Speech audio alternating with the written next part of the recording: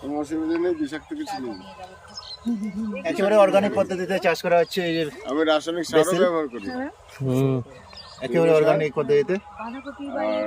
আমার সঙ্গে এই দুলালদা আছে, যিনি কৃষিক্ষেত্রে এক নতুন বৈচিত্র্য নিয়ে এসেছেন। চিরাচরিত যে কৃষিকাজ তার থেকে একেবারে আলাদাভাবে উনি দেখিয়েছেন যে আমাদের জায়গাতে, আমাদের রূপমডিঘি এলাকাও যে বিদেশি শাকসবজি হয় সেটা উনি দেখিয়েছেন। এটা বেসিন আছে না, তুমি বেসিন হাতে নিয়েছো না? বেসিল। Basil basil. হ্যাঁ হ্যাঁ আমরা যেমন তুলসী পাতা খাই হ্যাঁ হ্যাঁ, ঠিক এরকমই আপনি খেতে পারবেন এটা। খুব ভালো। খেয়ে দেখি, সমস্যা নেই।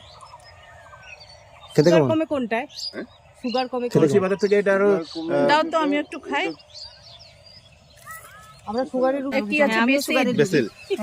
আমরা যেমন তুলসী পাতা খাই তার রস খাই, এটা আপনি এটা খেতে পারবেন, খুব ফ্রেশ। এমনি খেতে পারবো? হ্যাঁ ম্যাম, একটা পাতা খেয়ে নাও। থেকে হচ্ছে স্যাকারিন করে না।